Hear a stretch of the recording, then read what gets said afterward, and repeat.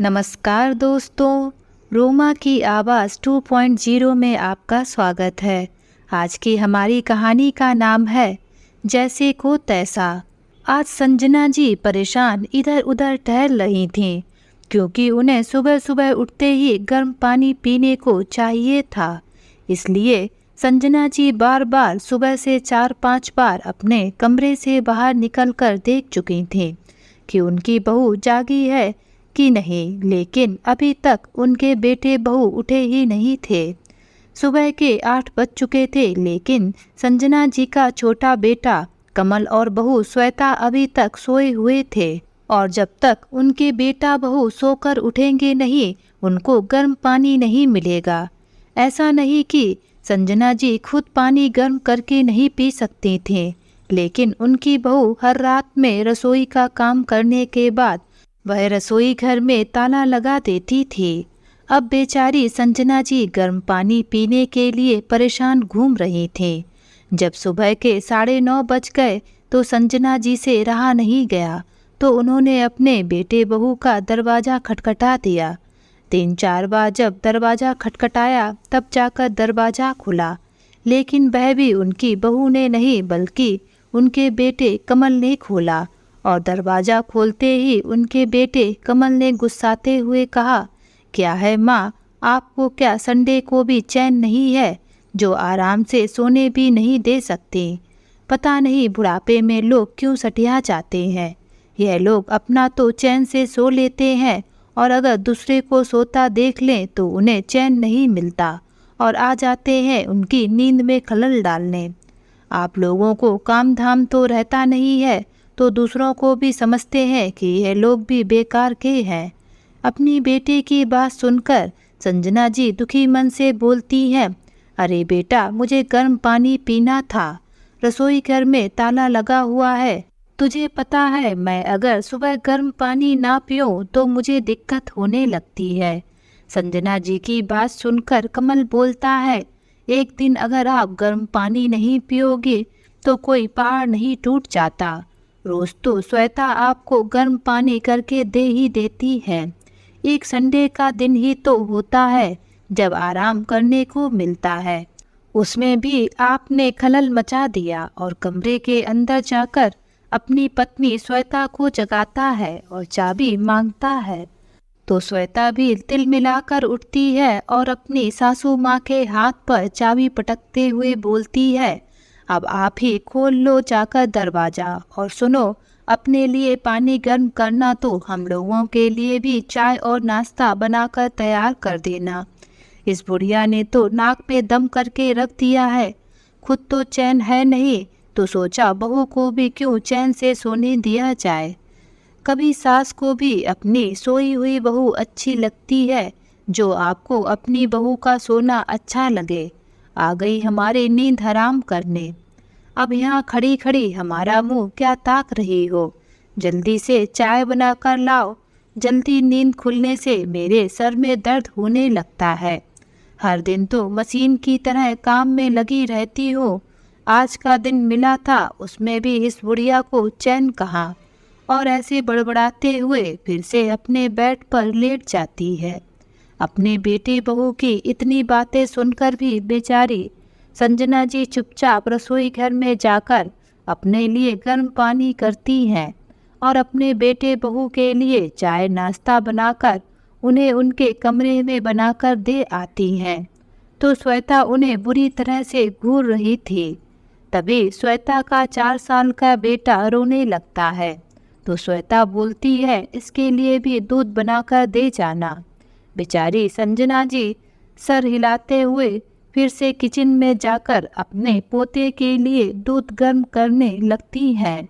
तभी कमरे से चिल्लाता हुआ उनका बेटा कमल बोलता है, क्या माँ, अब संभालो इसको, अच्छा खासा सो रहा था, इसको भी जगाकर बैठा दिया गर्म पानी के चक्कर में। तभी संजना जी बोलती है, बेटा, उसी के लिए दूध गर्म कर रही हूँ, अभी लाती हूँ। तभी संजना जी अपने पोते को दूध देने जाती हैं, तो उनका पोता कमल के पास खड़ा रो रहा था। कमल लैपटॉप में कुछ कर रहा था, तो संजना जी को जैसे ही वह देखता है तो बोलता है, अब संभालिए इसको, आपके कारण श्वेता के सर में दर्द होने लगा है। बेचारी संजना जी को एक गिलास गर्म पानी के चक्कर में ना जाने क्या क्या सुनना पड़ा। लेकिन यह आज की बात नहीं थी, यह तो उनके लिए हर रोज का सुनना था। बस सुनाने का बहाना कुछ और होता था। श्वेता ऐसे ही तरह तरह के ड्रामे करके संजना जी को परेशान किया करती थी। इधर जब दोपहर का टाइम हुआ तो कमल श्वेता से बोला, तुम खाना मत बनाओ, तुम्हारी तबीयत ठीक नहीं है, माँ से बोल देता हूँ, वह खाना बना देंगी। तो श्वेता बोलती है, अरे उनसे मत बोलो, मैं बना दूंगी।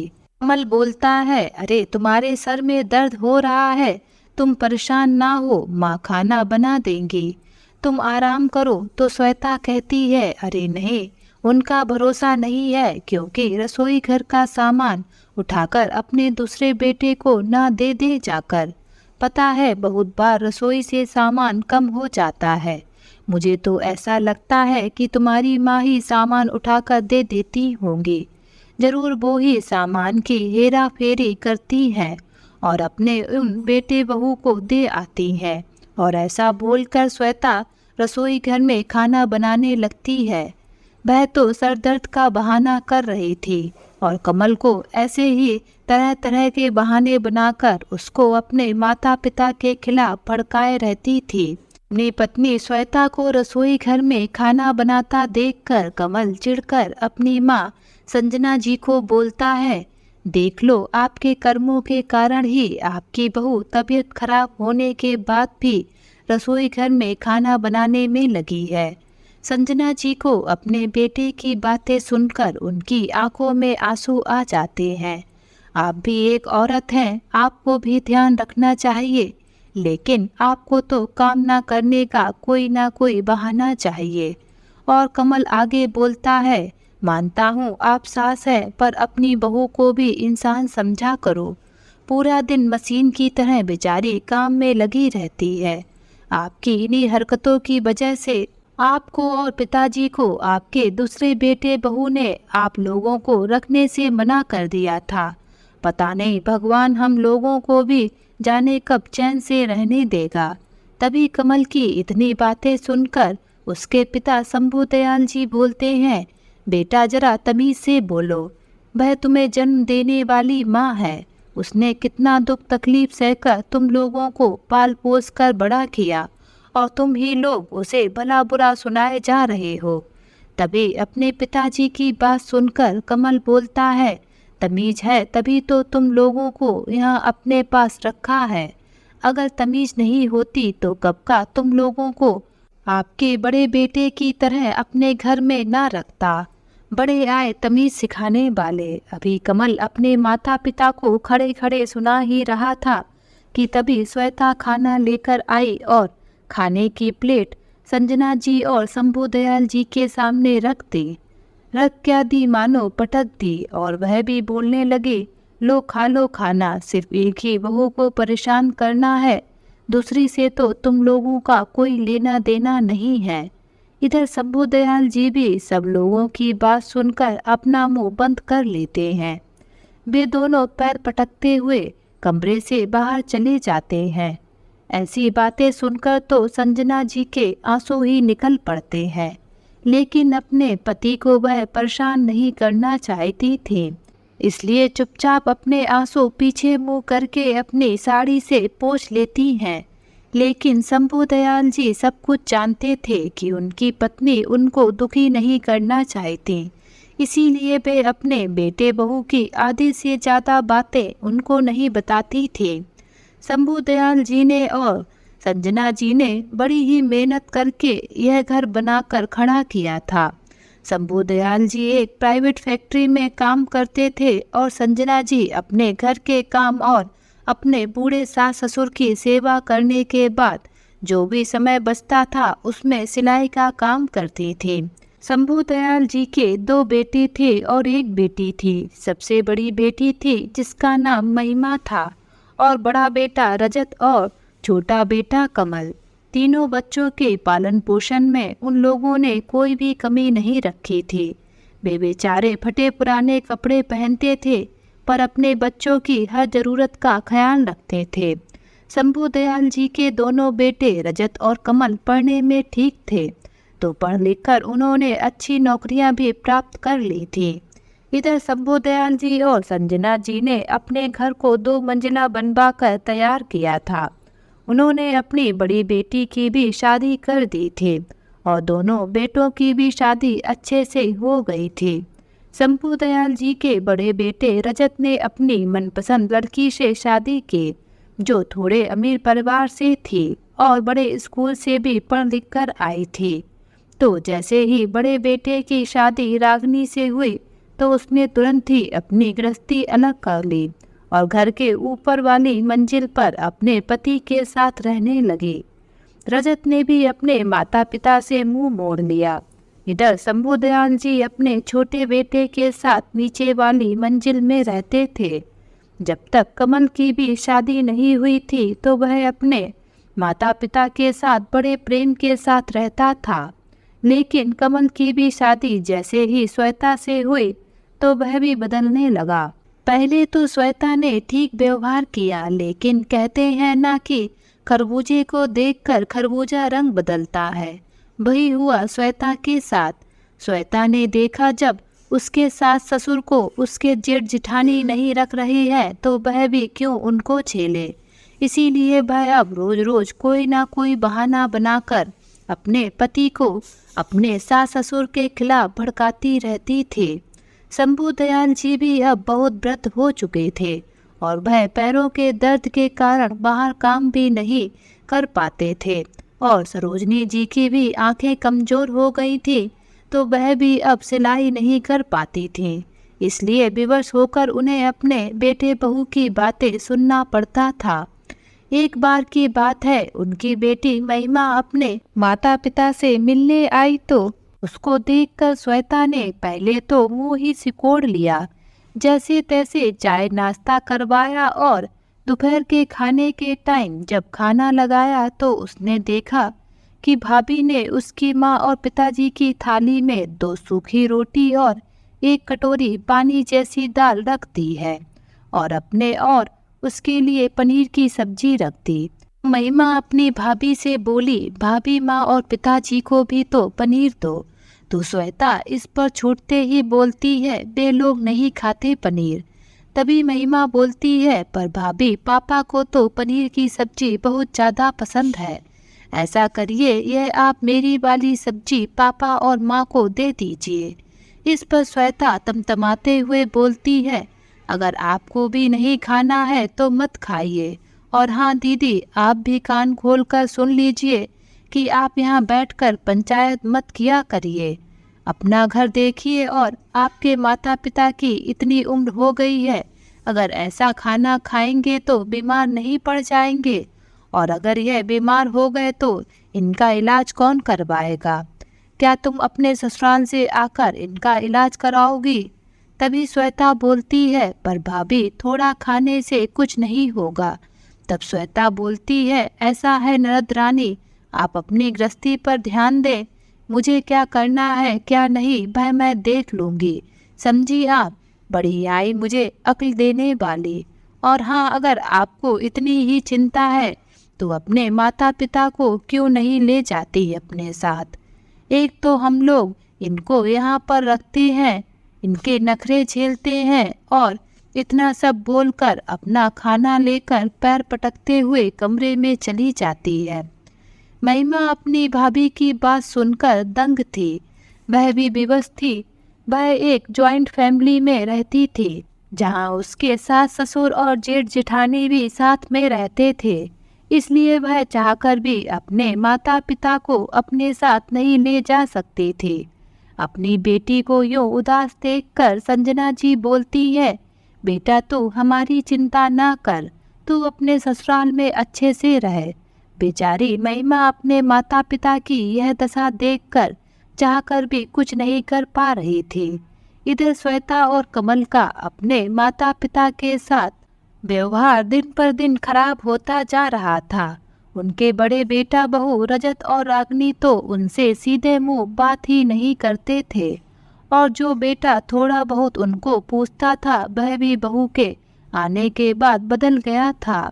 शंभू दयाल जी के पैरों में ज्यादा दर्द होने लगा था और संजना जी को भी आंखों से अब बहुत कम दिखाई देने लगा था।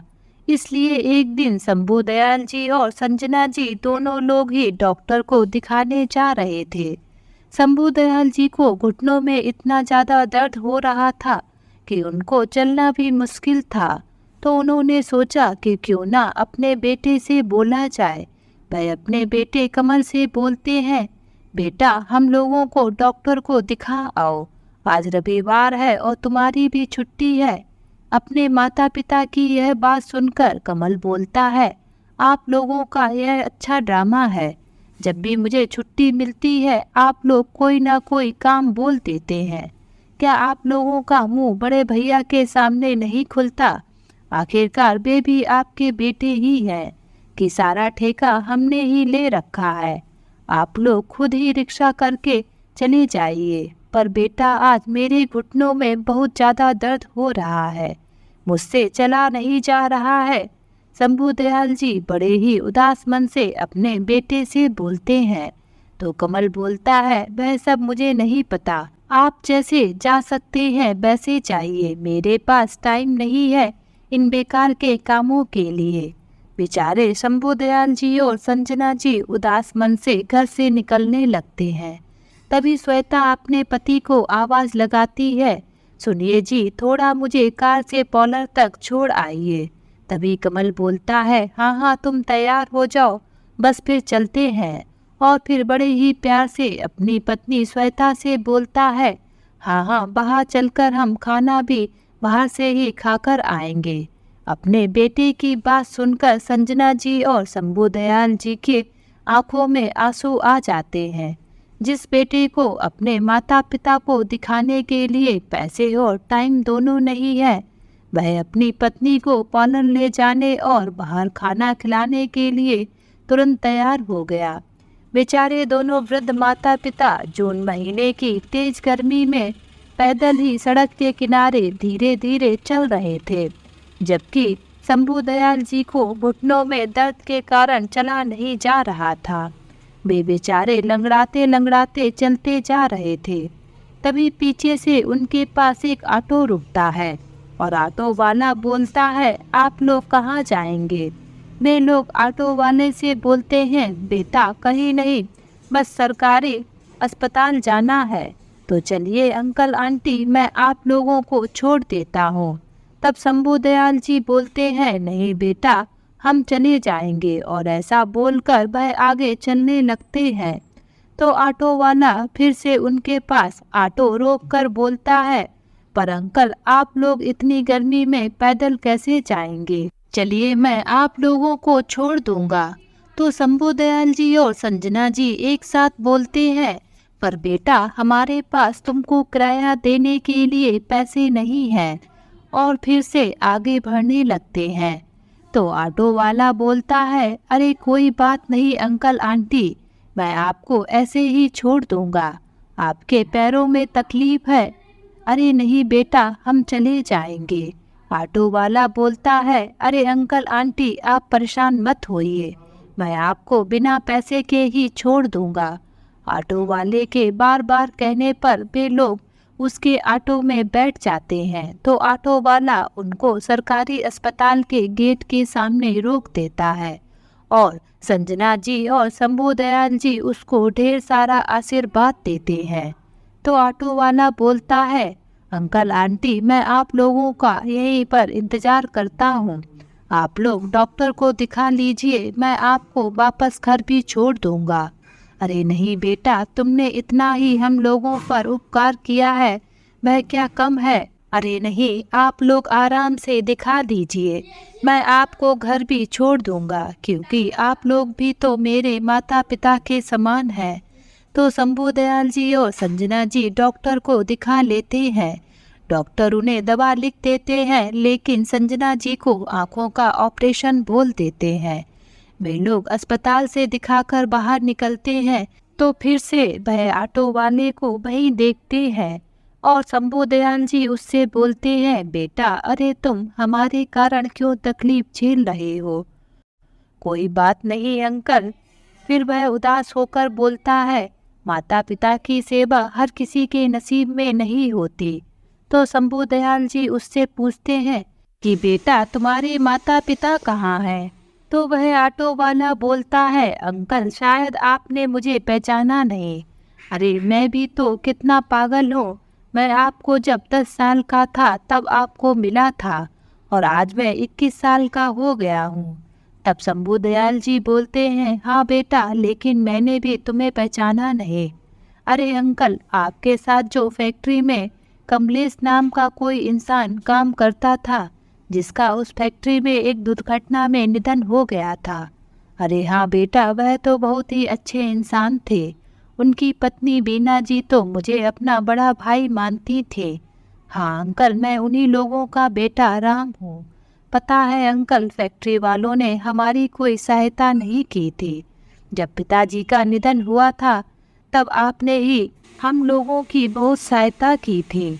लेकिन बेटा तुम लोग अचानक से कहाँ चले गए थे। अरे अंकल मेरी माँ को उनकी बहन यानी मेरी मौसी ने अपने पास बुला लिया था। आपने जो हम लोगों की सहायता के लिए 25,000 रुपये दिए थे उसी से माँ ने अचार बनाने का काम शुरू कर दिया था और उससे मेरी और मेरी माँ का थोड़ा बहुत खर्चा चलने लगा।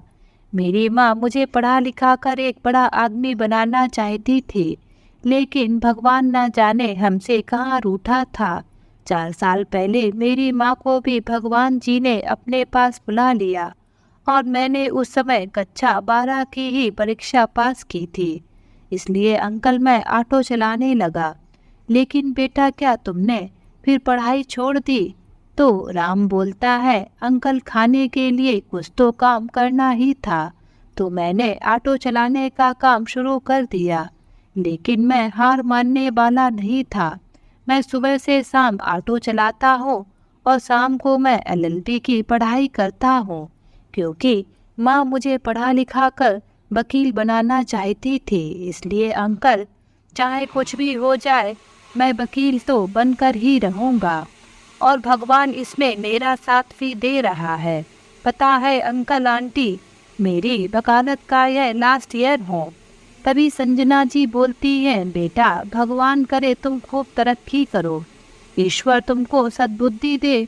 और राम उनको उनके घर पर पहुंचा देता है और जाते टाइम उनको अपना फ़ोन नंबर देते हुए बोलता है, अगर आप लोगों को कोई भी ज़रूरत हो तो अंकल मुझे फ़ोन कर देना, मैं तुरंत ही हाजिर हो जाऊंगा। और उन दोनों लोगों के पैर छूते हुए वहां से चला जाता है।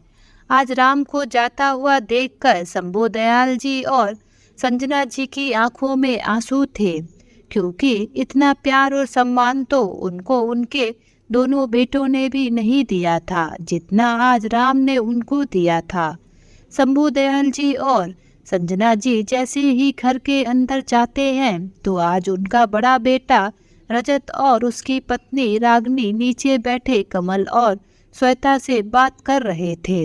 लेकिन जैसे ही उन चारों की नज़र शंभू जी और संजना जी पर पड़ती है तो वे लोग एकदम चुप हो जाते हैं और तुरंत ही रजत और रागनी उठकर ऊपर चले जाते हैं। आज संजना जी और शंभू जी को उन चारों का व्यवहार कुछ अजीब लगा, लेकिन वे दोनों लोग भी वहां से चुपचाप अपने कमरे में आ गए।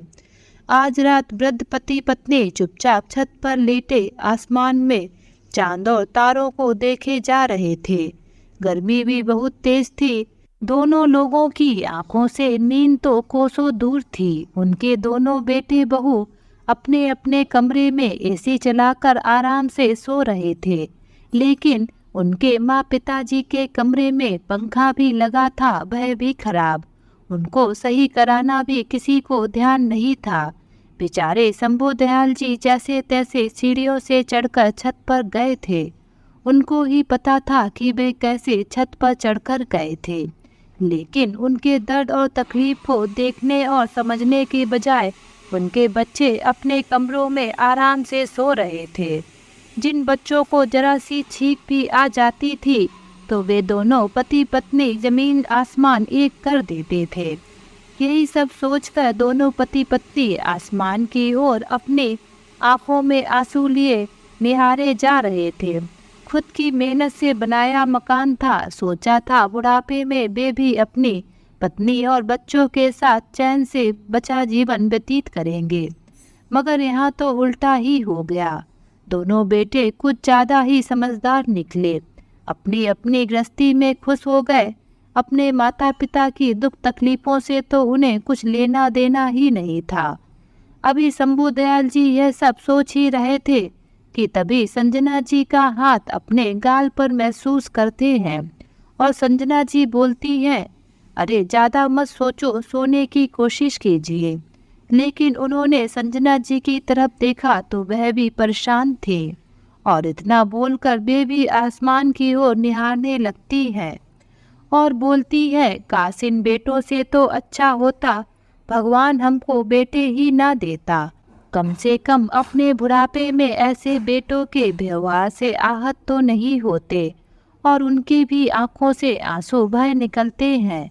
तो शंभू दयाल जी बोलते हैं, रो नहीं संजना, मैं हूँ तुम्हारे साथ। लेकिन ना जाने क्यों आज संजना जी को अपने दोनों बेटों और दोनों बहुओं का आपस में बैठकर यूँ बात करना और उनको और उनके पति को देखकर चुप हो जाना बार बार उनके मन को खटक रहा था। एक पल तो संजना जी ने सोचा कि लाओ इस संबंध में अपने पति से बात करते हैं, लेकिन वह कुछ सोचकर चुप हो गईं, क्योंकि उनके पति वैसे भी अपने घुटनों के दर्द और बेटे बहू के दुर्व्यवहार से परेशान हैं और चुपचाप होकर अपनी आंखें बंद कर लेती हैं। कुछ देर के लिए दोनों पति पत्नी की आंखें लग जाती हैं। चिड़ियों की चहचहाहट सुनकर उन लोगों की आंखें खुलती हैं तो देखते हैं कि सूरज तो सर पर आ गया है और सुबह के 8 बज चुके हैं। तो वे दोनों लोग नीचे उतर कर जाते हैं तो देखते हैं कि उनका बेटा कमल और बहू श्वेता सुबह सुबह कहीं तैयार होकर जाने वाले होते हैं। तो शंभू दयाल जी ने कमल से पूछा, बेटा इतनी सुबह सुबह कहाँ जा रहे हो? तो कमल के बोलने से पहले ही उनकी पत्नी श्वेता अपने ससुर जी से बोलती है, आपको इतनी भी तमीज़ नहीं है कि अगर कोई घर से बाहर जा रहा हो तो उसे पीछे से टोकते नहीं हैं। वैसे तो आप लोगों के पास बहुत ज्ञान की बातें हैं, इसमें आपकी बुद्धि क्या घास चढ़ने चली गई है? तो संजना जी अपनी बहू को बोलती हैं, अगर बेटा तुम हमको पहले ही बता देती कि तुम लोगों को आज कहीं जाना है तो हम लोग तुमसे पूछते ही नहीं, और वह तुम्हारे ससुर हैं, थोड़ा तो तुम तमीज़ से बोला करो।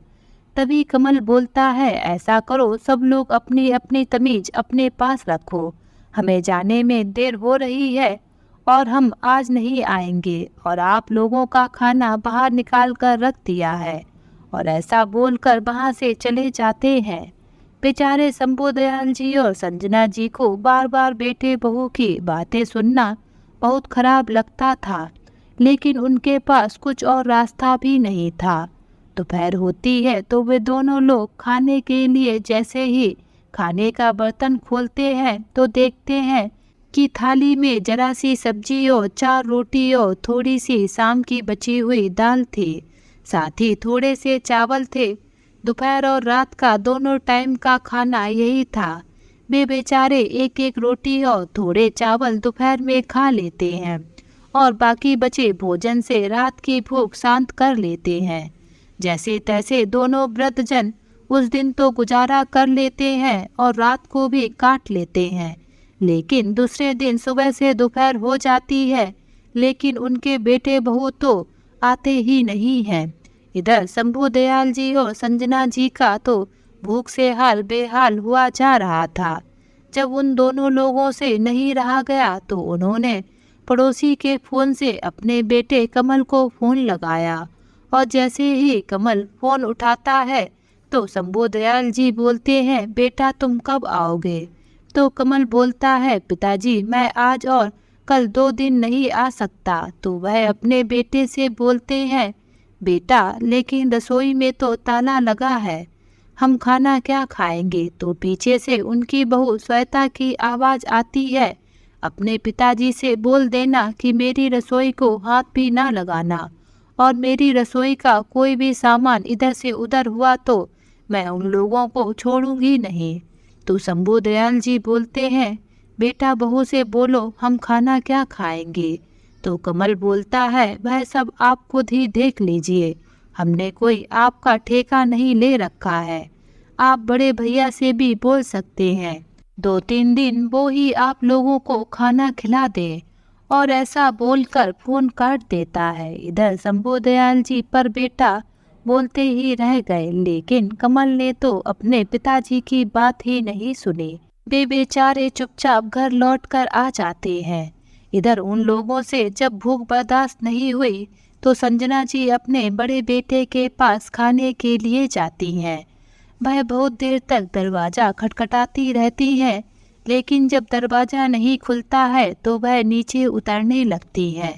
तभी एकदम दरवाज़ा खुलता है तो उनकी बहू रागिनी दरवाज़ा खोलती है। वह जैसे ही अपनी सासू माँ को देखती है तो तुरंत ही उनसे बोलती है, क्या माँ जी आप क्यों बार बार बेल बजाए जा रहे थे। पता है दोपहर का टाइम है, हम लोग सोते हैं। आप लोग तो बूढ़े हैं, आप लोगों को नींद नहीं आती है, कम से कम दूसरों का तो ख्याल रखा करिए। संजना जी अपनी बहू से बोलती है, बेटा सुबह से हम लोगों ने कुछ नहीं खाया है, अगर कुछ खाना हो तो हमें दे दो। अरे माँ जी हम तो अभी अभी सभी लोग खाना खाकर सो ही रहे थे और हम खाना ज़्यादा नहीं बनाते, तो बेटा रात को अगर कुछ बनाना तो हमें भी खाने को दे देना। अरे माँ जी आज ही हमारे घर का सारा राशन खत्म हो गया है, हम लोग भी बाहर ही खाना खाएंगे। वैसे भी बाहर का खाना आप लोगों को सूट नहीं करेगा, और अगर आप लोग 1-2 दिन नहीं खाना खाएंगे तो मर नहीं जाएंगे।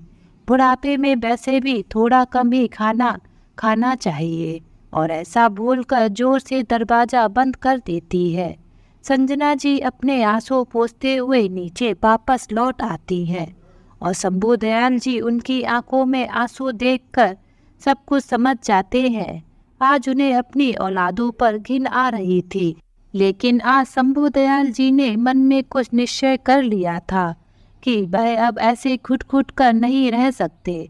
इसलिए उन्होंने अपनी पत्नी से कहा, तुम चिंता ना करो, मैं कुछ करता हूँ। और एक बार वे फिर से घर के बाहर गए और लगभग 1 घंटे के बाद घर वापस आ गए। जब शंभू दयाल जी वापस आए तो सरोजनी जी उनको देखकर दंग थीं। वे अपने हाथों में खाना पैक करवा कर लाए थे और उनके चेहरे पर एक गजब का आत्मविश्वास भी दिख रहा था।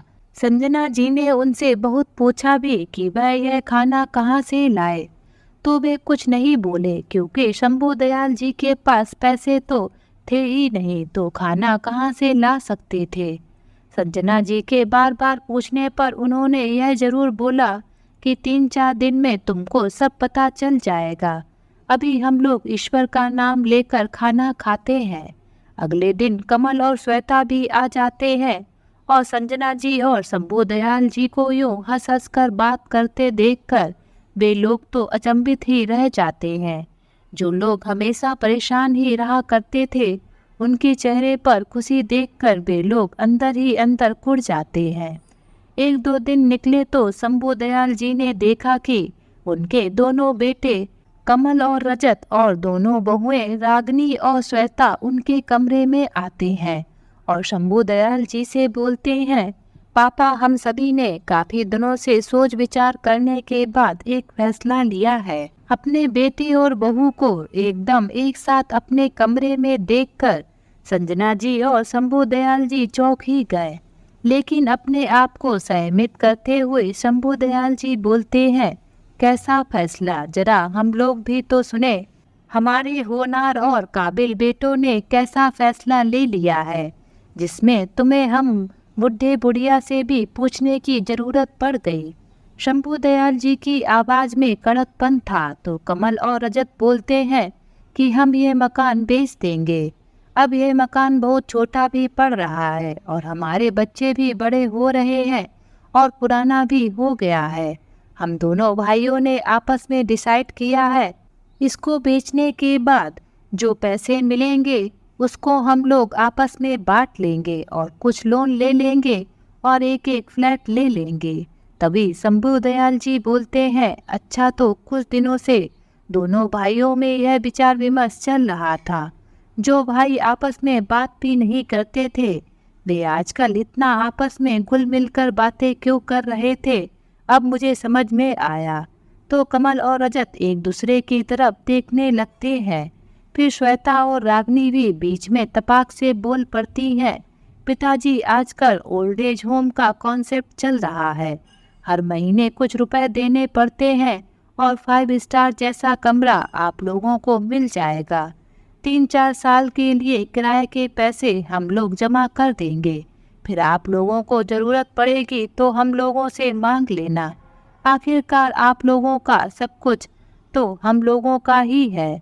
शंभू दयाल जी ने एक बार संजना जी की तरफ देखा और हल्की सी मुस्कान चेहरे पर लाकर बोले, हम तुम्हारे विचारों से सहमत हैं। तभी संजना जी उनकी बातों को काटते हुए बोलती हैं, क्या बोल रहे हैं आप? यह घर हम लोगों ने कितनी मेहनत से बनवाया था और आप इन नालायकों की बातों पर भरोसा कर रहे हैं, जो हमें वृद्धा आश्रम में मरने के लिए छोड़ देंगे और हमारी मेहनत की कमाई पर ऐश करेंगे। आज संजना जी का गुस्सा तो 7वें आसमान पर था। तभी कमल और रजत बोलते हैं, माँ आप बेकार में हम पर शक कर रही हैं। हाँ संजना जी यह सही बोल रहे हैं, मुझे 5 स्टार ओल्ड एज होम का आइडिया एकदम परफेक्ट लगा। मैंने सोच लिया है कि हम इस घर को ही 5 स्टार ओल्ड एज होम बना देंगे। और हाँ संजना जी, इससे हमें कुछ आमदनी भी हो जाएगी और हमारे जैसे बूढ़ों को सहारा भी मिल जाएगा।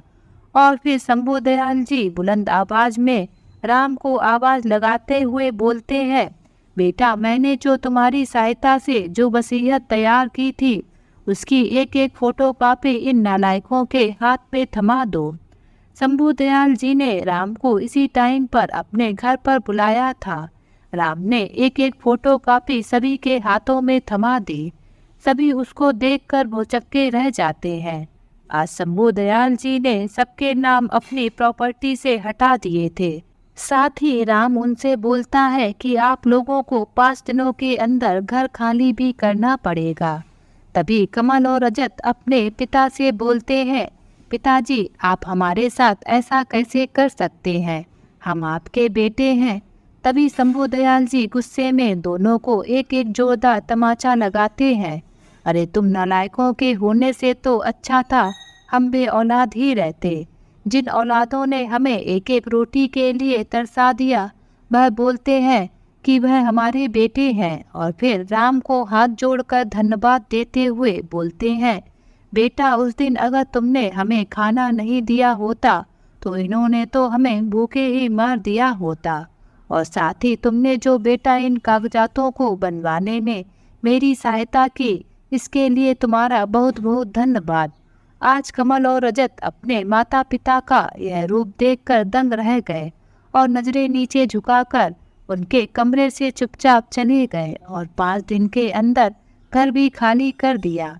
और शंभू दयाल जी ने इस घर को ओल्ड एज होम बना दिया, जिससे उन्हें कुछ पैसे भी मिलने लगे। इधर कमल और रजत जो अपने पिताजी के मकान में फ्री से रह रहे थे, उन्हें किराए के मकान में रहने पर आटे दाल का भाव पता चल रहा था। तो दोस्तों आज की ये कहानी आप सभी लोगों को कैसी लगी, नीचे कमेंट बॉक्स में लिखकर हमें ज़रूर बताएं। अगर ये कहानी आप सभी लोगों को अच्छी लगे तो प्लीज़ इस वीडियो को लाइक और शेयर ज़रूर करें और मेरे चैनल को सब्सक्राइब करना ना भूलें। तो फिर मिलते हैं एक नई कहानी के साथ। बाय।